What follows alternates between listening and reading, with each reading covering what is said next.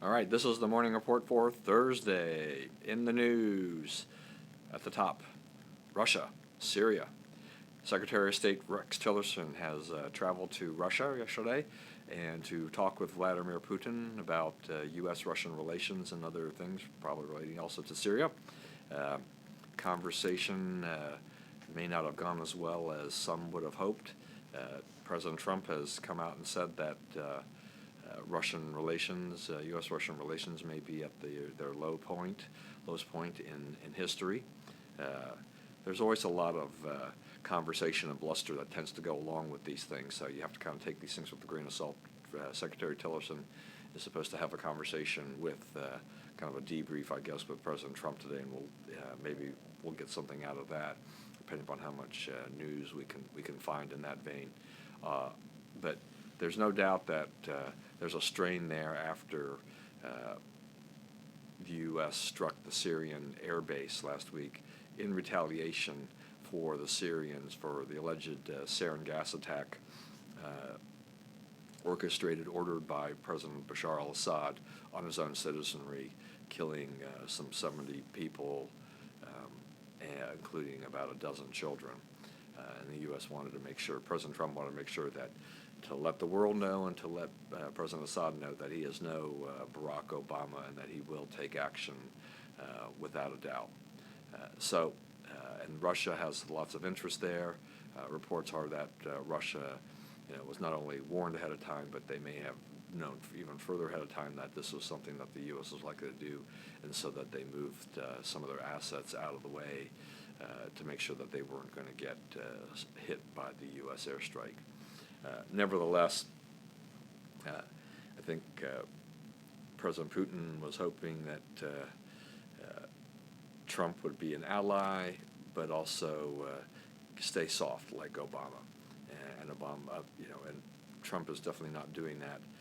This does make it harder for the liberals to talk about any kind of cozy relationship between Trump and Russia, because they're kind of at each other's throats at this point. I don't think that these relations are irreparably frayed, but I think it's a lot of posturing which happens in politics and in world affairs, foreign affairs. But there's no doubt that Assad has done some pretty dastardly stuff, and somebody has to hold him accountable. And it looks like the U.S. is going to be that person, that country, to try to hold Assad accountable for his actions. Also in the news, Steve Bannon, close advisor to the president, reports last week that he was upset after being removed from national security briefing meetings, and all due in part apparently to the new intelligence chair, H.R. McMaster. K.T. McFarland was booted out as well, and she was a Flynn guy.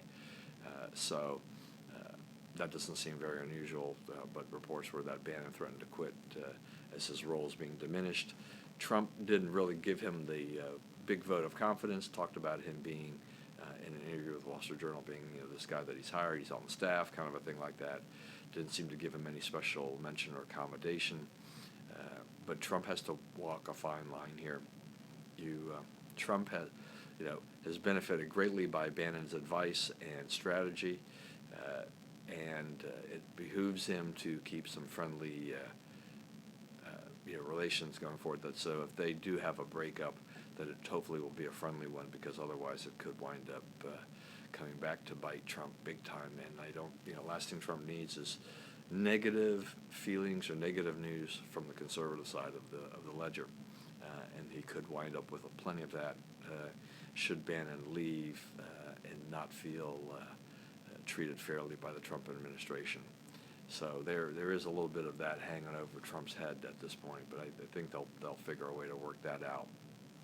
There was a forum on the press in the presidency covering Trump's first 100 days. We're not quite the 100-day mark yet, but we're getting close. Heavily skewed to the liberal side of things. You just look at the numbers and you can figure out, you can see how many conservatives are actually on any kind of panels or anything like that compared to how many liberals, and they were far outnumbered. So not exactly going to get a fair and balanced view of the Trump presidency with panel sessions and things that went on yesterday.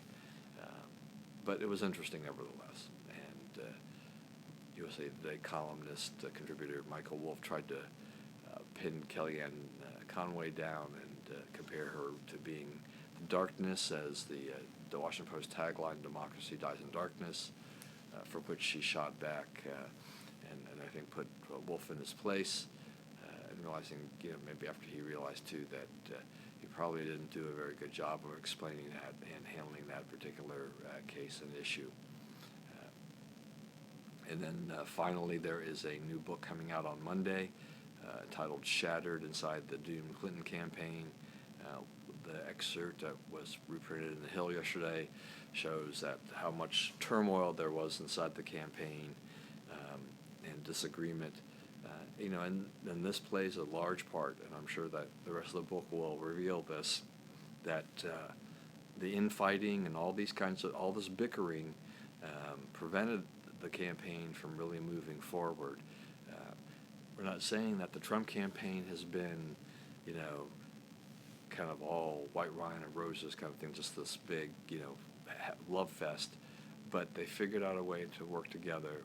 He patched together a coalition of even Republicans that were willing to support him, along with the Democrats that defected and helped put him over the top in many states.